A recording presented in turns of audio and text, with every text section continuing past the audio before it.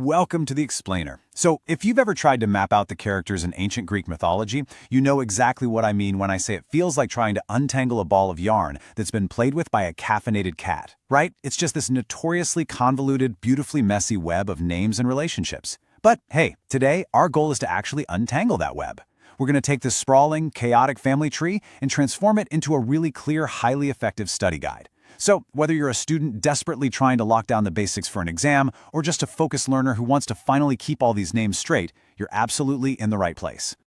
Okay, let's dive into this.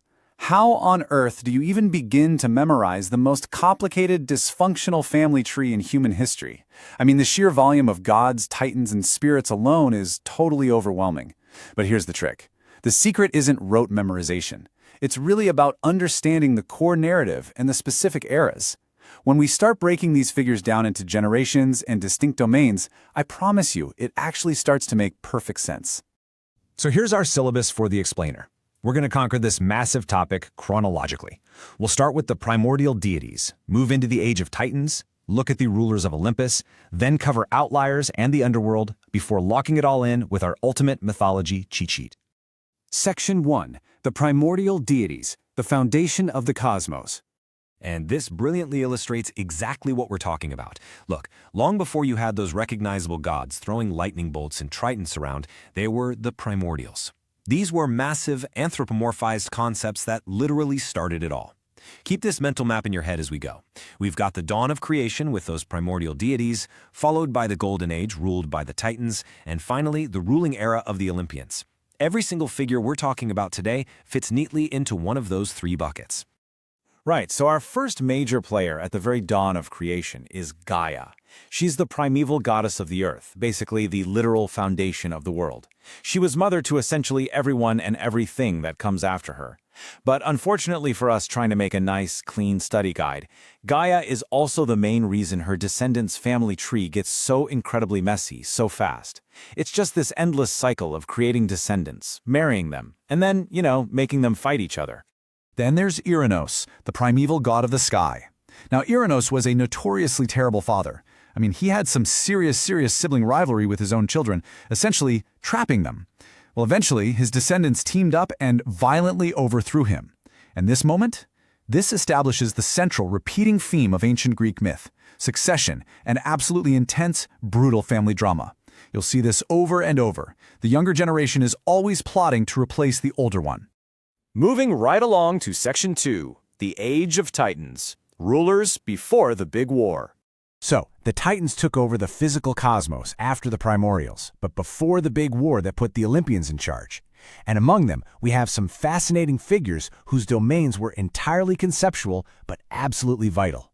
Take Mnemosyne, for example, the Titan goddess of memory. She's actually credited with inventing language and words. Just think about how important that is.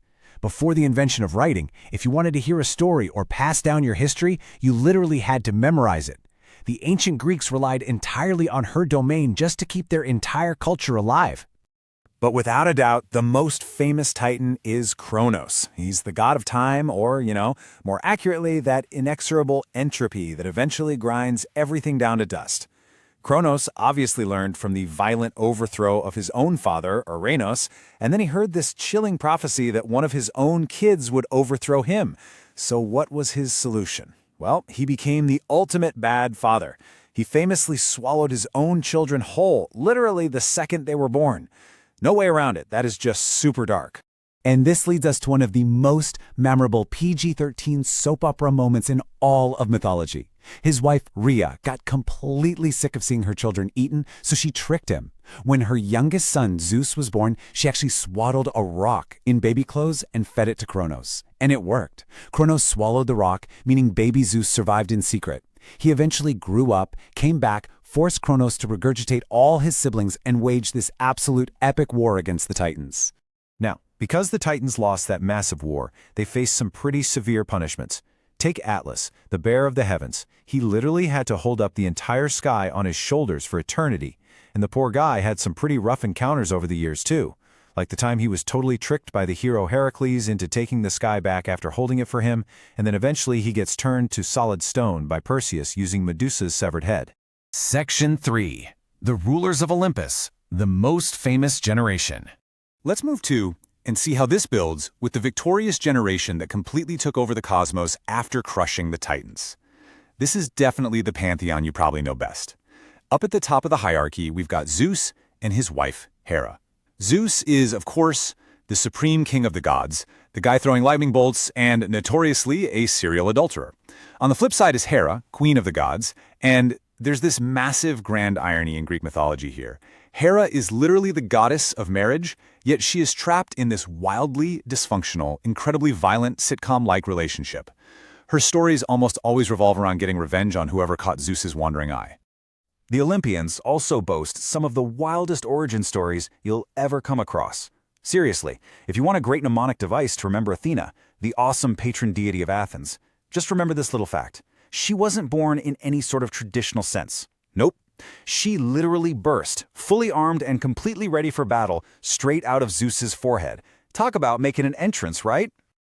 Now, what's really interesting about this slide is the fascinating contrast between the Greeks' two major war deities, Athena and Ares. Athena represents the highly strategic, tactical side of war.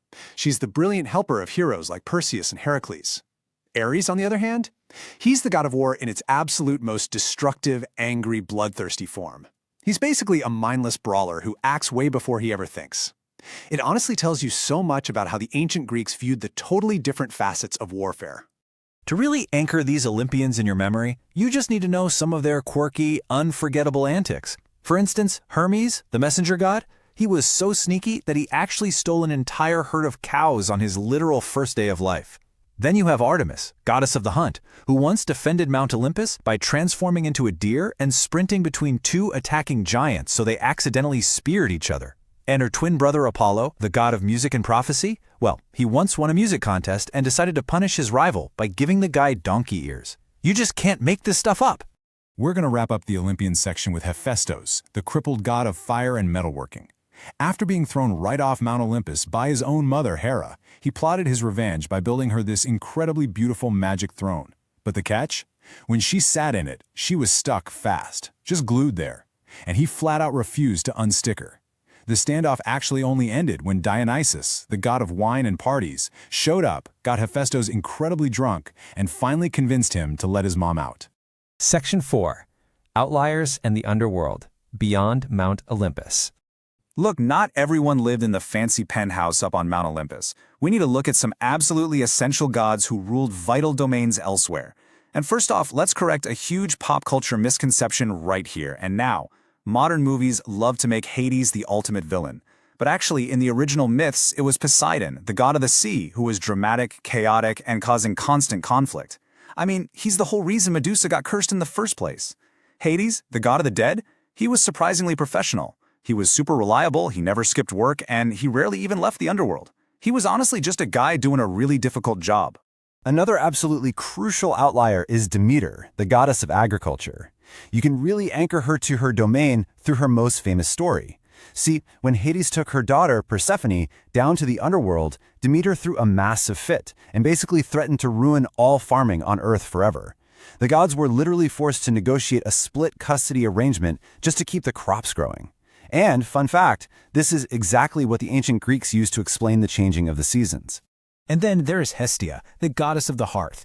Listen, in a family entirely defined by backstabbing, warfare, and endless drama, Hestia is the ultimate chill deity. She completely avoided all the toxic family drama, she willingly stepped down from the main Olympian council, and she just peacefully cooked food, kept the home fires lit, and took care of weary travelers. A real breath of fresh air. Section 5. The ultimate mythology cheat sheet, synthesizing the knowledge. So the crucial point here is that truly understanding Greek mythology isn't about memorizing 1,000 random, weird names. It's really about mapping the specific character to their distinct domain. If you are prepping for an exam right now, this highly structured summary is a perfect mental screenshot to take. Let's recap. Zeus rules the sky. Hera oversees marriage. Poseidon commands the sea, while his incredibly hardworking brother Hades manages the underworld. And don't forget our two completely different faces of conflict, Athena for strategic war and Ares for destructive war. Master this matrix right here, and you've got a solid, unshakable foundation for all of Western mythology. As we wrap up this explainer, I want to leave you with a quick thought to ponder. These gods, they weren't just religious figures to the ancients. They were the ultimate archetypes of human nature. They represent our anger, our strategic minds, our memory, and our sheer chaos. So take a look at the movies, the books, the shows you're consuming today. Which of these ancient, incredibly dysfunctional archetypes is still shaping the stories we tell right now? Because I guarantee you, if you look closely enough, that family tree is still growing. Keep learning, keep mapping those connections, and I'll see you in the next explainer.